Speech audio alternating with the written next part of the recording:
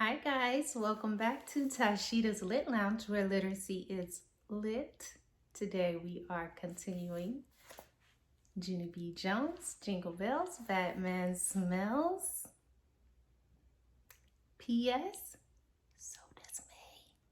So we are going to continue by beginning with chapter 5, Elf Ladies. So we remember that in the last chapter, May was the last name in the bag. So Junie B had to pull May's name for the gift exchange. So let's see what happens. Chapter 5, Elf Ladies. My head clunked down on my desk real hard. Mr. Scary read the name on my paper. I raised up and looked at him. Then I clunked back down again. Mr. Scary said to please knock off the clunking. He took my hand and stood me up. Boys and girls, Junie B needs a little bit of help reading the name, he said. We'll be right back. Then, quick as a wink, he hurried me into the hall. And he closed the door. I crossed my mad arms again. It's not fair, Mr. Scary. I hate that dumb name. I hate it. I hate it, I said.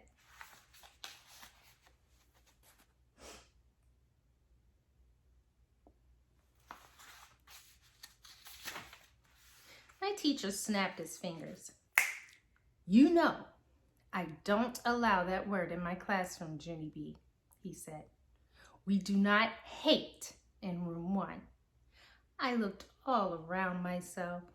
But I'm not hating in room 1, I said. I'm hating in the hall. Mr. Scary looked at me. We don't hate in the hall either, he said. I raised my eyebrows. Real curious. Really? No kidding, I said. A lot of children will be surprised to hear that. Mr. Scary bent down next to me.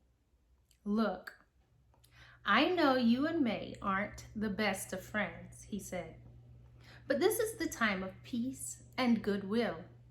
Remember?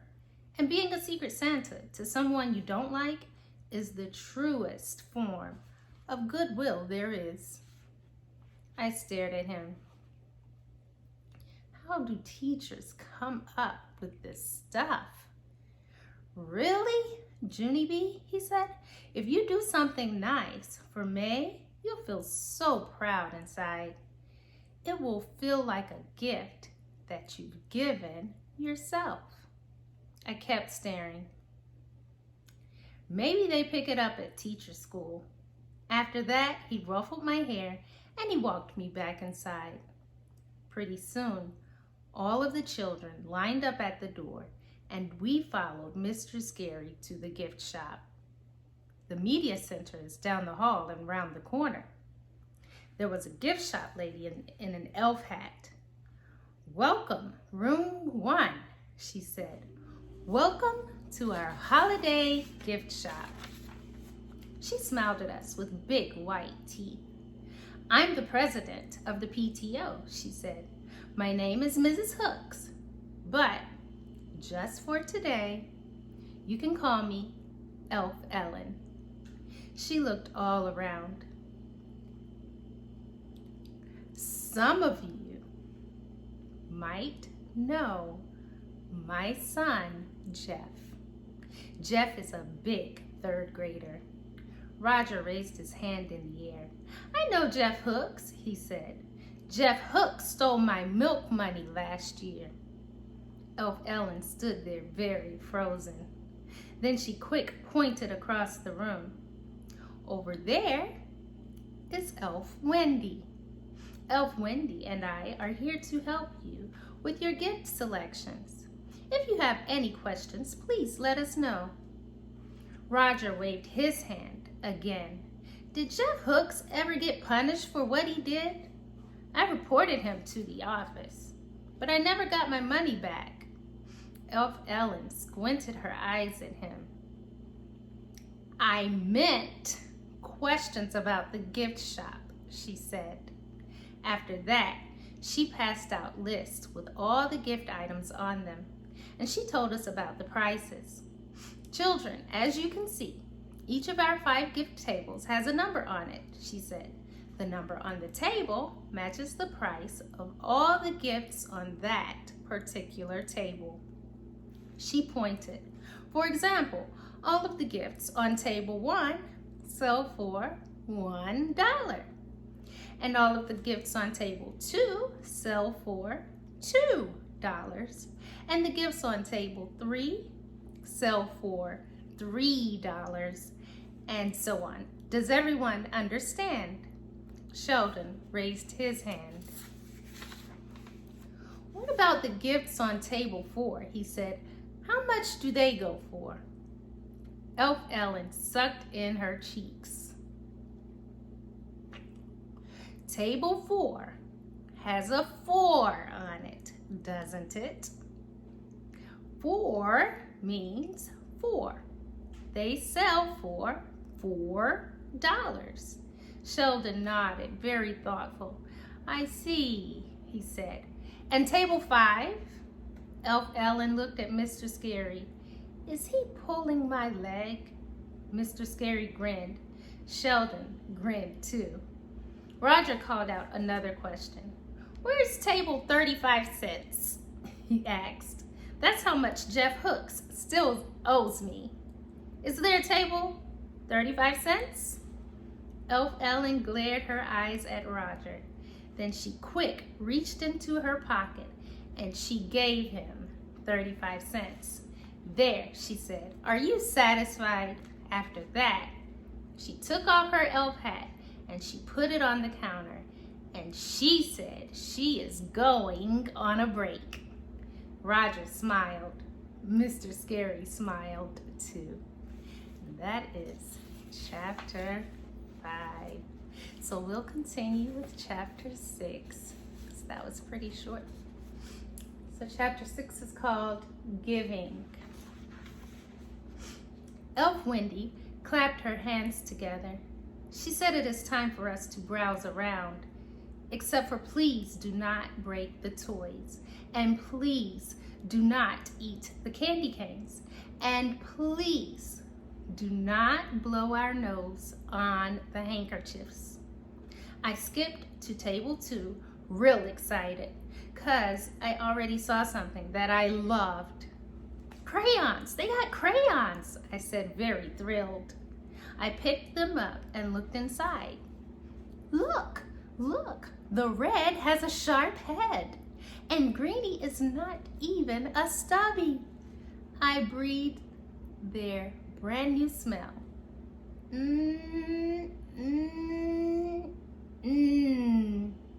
I would love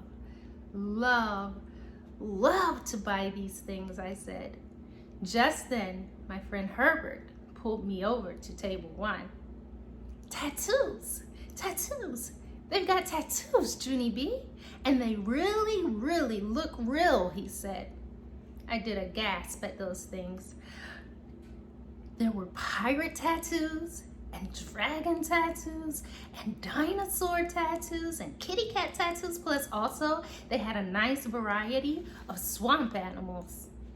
Whoa, that is all the tattoos a kid could ever dream of, I said. I would love to buy those things.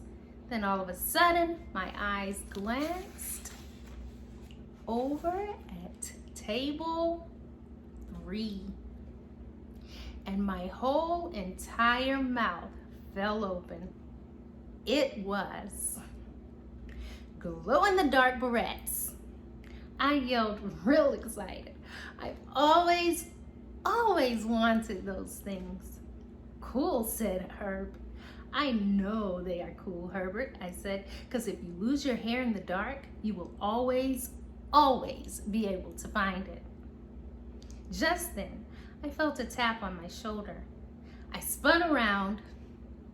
It was May. "You shouldn't be wanting to buy gifts for yourself, Junie Jones," she said. "We are here to buy gifts for others." I put my hands over my ears. "Whoops! Bad news! I can't hear you," I said. May raised up her voice. "It is nicer to give than to receive," she shouted. "Giving is the spirit of the holiday season, and I am a giver. I give and I give and I give and I give." Just then, I thought I heard another voice. I turned to look. Mr. Scary was calling out some words to us, I think. "Yeah, only I can't actually hear you. I've got my hands over my ears," I called back. He walked over to me and took my hands away. His face did not look happy. "You two aren't having another problem, are you?" he asked. I shook my head, very rapid. "Nope. No siree, no problem," I said. "I was just being thrilled at these gifts. That's all I was doing." May stood up real proud.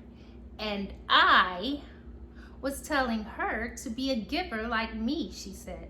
"My mother says that some people are born to be givers and other people are born to be shellfish."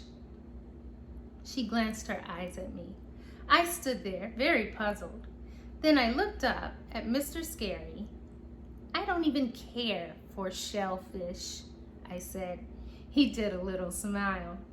He said May and I could browse some more, but to please keep our voices down. Only what do you know? As soon as he said that, we heard the loudest noise of the day. And it's called, ha! Someone in room 1 did the giantest burp in the world. Our heads spun around to see, and we could not believe our eyeballs. "Lucille! It was Lucille!" we shouted. Then all of us started laughing at once. "Lucille burped! She burped! She burped!" we hollered again. "I didn't even know rich people burped," I said. "Me neither," said Sheldon. "I am pleasantly surprised." Lucille stamped her expensive foot. "But I didn't burp! I didn't! I didn't! I didn't!" she yelled. She held up a round toy in her hand. It looked like a beanbag, sort of. "It was this thing," she said.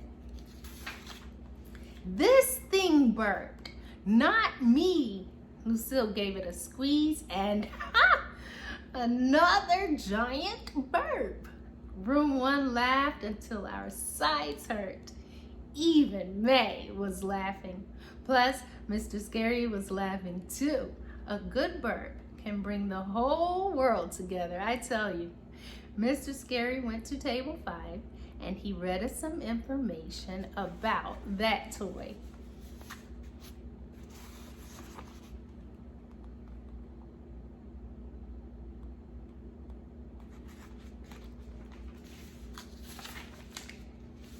It costs $5 and it's called a squeeze-a-burp, he said. All of us clapped at that silly name. A squeeze-a-burp! A squeeze-a-burp, we hollered. "Squeeze the squeeze-a-burp. Again, Mr. Scary." Mr. Scary smiled, but he shook his head no, and he put it back on the table. Mr. Scary smiled, but he shook his head no, and he put it back on the table. "I think we've had enough burping for one day." "Don't you?" he said. Room 1 did a groan. "How can you have too much burping?" said Jose. "Burping is pure entertainment." Sheldon nodded. "I agree. My grandpa can burp the Star-Spangled Banner," he said. "I've been trying to bring him in for show and tell, but he's booked solid." I looked at Sheldon very admiring. He comes from a talented family, I think. After that, all of the children hurried to table 5. And we gathered around the squeeze-a-burps. We read the writing on one of the bags. It said, "Squeeze-a-burp, world's biggest belch in a bag. That gift is a genius," I said. "I would love, love, love to buy that thing." "Who wouldn't?" said Lenny. "See," said Jose, "even my grandmother would love a belch in a bag." Shirley slumped her shoulders. "I just wish it didn't cost $5 whole," she said. $5 is a lot of money for a burp." "Yes," said Sheldon, "except for my grandpa. Everyone in my family still burps for free." After that, all of the children walked away to browse some more. Only not me. I just kept standing there and standing there, because the squeeze-a-burp was the funnest gift I ever heard of. And I had to have one of those things. I tell you, I just had to.